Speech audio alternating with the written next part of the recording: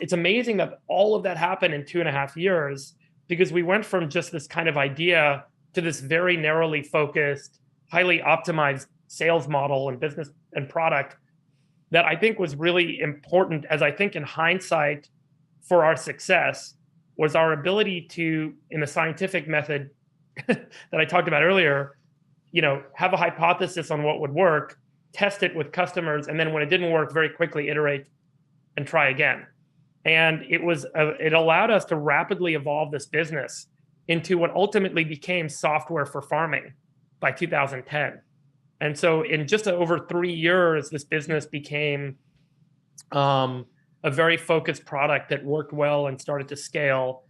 And I think that was really important, as I observe a lot of startups and entrepreneurs and folks that we kind of work with, or I've seen, that have challenges. The rate of iteration, the pace of iteration, is one of the strongest predictors of how likely that company is to succeed. If you take too long to make a change, or if you take too long to observe what's not working and then make a change, you run out of money and you die. And so, I think that was really important. That I don't know, I think maybe I just had an instinct for it at the time. Not everyone is wired that way. I see a lot of people who are more about analysis than action, and they'll spend so long analyzing something and thinking about the different permutations and iterations without actually doing anything or trying something. And you have to run experiments constantly to find your path in life, to find your path in your business. And I see a lot of people fail to do that. And so that was a really important takeaway for me. The other one was just grit or determination. I mean, I cannot tell you how many no's I got, how many rejections I got, how many times we failed, how many times our customers hated what we gave them. We went through pissed off customers, all the way through to lawsuits from customers, all the way through to every investor in Silicon Valley I've been rejected by countless times. Even still to this day, I get rejected by them. And I think that the simple model of success in life is you do something, you succeed, you consider yourself successful. But then when you get knocked down, it's very hard to think about yourself still being successful or having the potential to be successful if your learned model is success. And so getting knocked down over and over again, particularly early in my career or early in those days, I think prepared me well for being equipped to have the grit needed to persist and continue to push even in the face of things not working. And I think that's another critical success factor for nearly every business that's starting out in this kind of startup phase. So those are two really important kind of takeaways on entrepreneurism for me that arose. And I still really try and apply those as principles in every business I look at investing in today. I really look at how gritty the team can be and what informs me that they have that grit ability, and how much of a bias to action they have and how quickly they can and will iterate their business to success, because no business plan is executed perfectly. Every business plan is a plan until you get punched in the face, and then you have to iterate. And so one's ability to quickly and rapidly iterate, I think, is key. So those are really important early lessons for me. I really like those lessons, and it's really helpful for everyone who's going to be watching and listening. So the takeaway is that bias to action and grit. And I've also heard you talk about a third one, which is narrative. Can you weigh in on the importance of narrative? Yeah, so those are my three traits that I think are the greatest predictors of entrepreneurial success. And you cannot tell me of a successful story of entrepreneurism where the entrepreneur did not exhibit an extraordinarily high index on at least one of those three traits. So grit, if you never give up, you definitionally will not die. You could get paid zero salary, have no office, and keep going. And that business eventually will find a path. Bias to action, if you have the ability to rapidly iterate, infinitely iterate. Think about the movie Groundhog Day. What if you could have 100 days in one? The person who can more quickly iterate can come to the perfect outcome faster than the other person who can't, and has a higher probability of success because they don't burn through all their money before they find a path that generates cash and succeeds. And the third is narrative. And narrative, I think, the biggest distinction between the human species and all other species on Earth is our ability to storytell. And our ability to storytell is really about creating a mental image of something that doesn't exist in front of you here and now today. And that is what allows people to work in cooperation. We're going to build a building.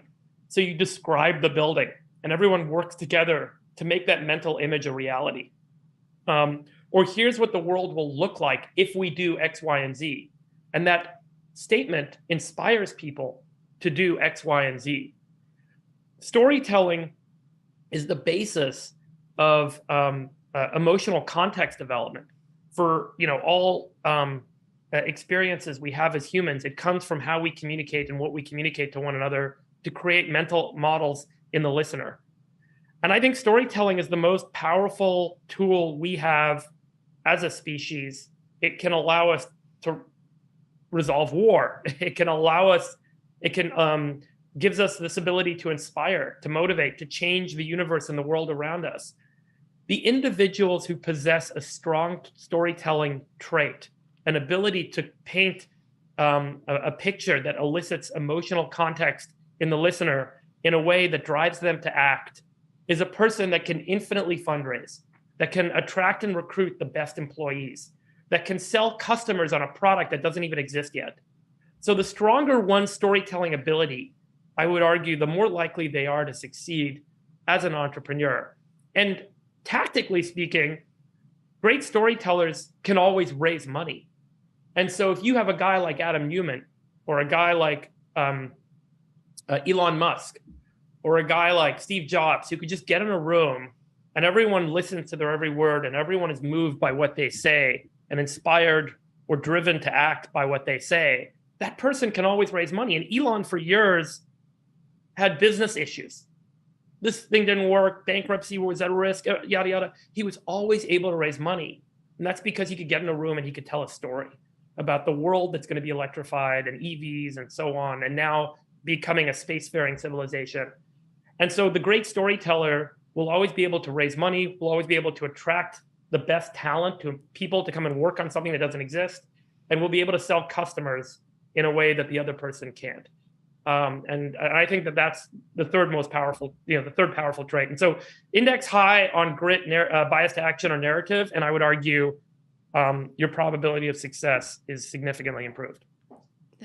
This is so great and super helpful when you unpack it. And you're right, like narratives is just like part of like the human experience. So my quick follow-on question is, can someone learn to be a good storyteller, or is it just something that's, inherent within someone, or is it something that you can evolve and get better at over time? Yeah, I ask this question a lot. I mean, I've said to my team, like, we should have training programs on becoming good storytellers, and we should get movie makers and filmmakers and animators and writers to come and tell us how to tell a good story and help people do that. Look, I'll also say I think there's an so I do think that everything is learnable. Any human can improve to any condition they want to improve to if they have the necessary will. So I'm a big believer in the human potential. I don't think that any of us have any limits. Like Ethan Hawke and Gattaca. Like, I'm genetically predisposed to not tell good stories, but if I practice anything enough times, I can get good at it. But I do think some people have an incredibly innate sense on how to do this. And you've seen this in countless entrepreneurial success stories where there's that individual who walks in the room and they just know how to speak to the room and they just know how to tell a story. And we've all met and seen people like this. So there's certainly a natural trait that exists in some people out there, but I do believe that people have the ability to improve themselves and get strong at this. But absolutely everyone has the ability to bias to act. And I think that one is one where you really have to be willing to embrace failure, because when you take an action quickly without the complete analysis, let me just give you an example. I see a lot of people who were consultants or went to really good schools and then got a job at Google. And then they've always had this path where they made the right choice and then it worked out and as they expected it to. And so therefore, they always make the safe choice. And the safe choice is, I know what I'm getting into, therefore I know what the result will be. The problem is when you're trying to do something new, you cannot figure out without trying and failing what is going to work. And so it becomes an extremely uncomfortable moment for the person who has historically been more of an analyst than a risk-taking, action-oriented agent. And now you have to go into a situation where you're used to analyzing all the angles, making sure you know what you're going to do, making sure it's going to work. And then once you're comfortable doing it, because you know you're going to have success, now you've got to dive in and do the thing that you don't know what's going to happen. You're going to take a risk. And that's why bias to action is so hard and so uncomfortable for successful people. And it's also why so many successful entrepreneurs do not come from the traditional backgrounds of repeated success. It's because they're willing to embrace failure. And then you have to do failure and failure and failure over and over and over and over again. And eventually something works, and then you pursue that path. So I think that one's very learnable. And then grit is a very hard one. I think grit is one that's driven by not genetics and less about training, and is actually much more about one's personal experiences in life. It's why you see so many immigrants do so well as entrepreneurs in the United States, and why so many successful entrepreneurs were or are first or second generation immigrants, because they really did go through the perseverance and push through the hardship and not resolve back to the more comfortable situation in order to try and craft a better life and outcome for themselves and their families in the past. And they've learned that the challenges are part of the success.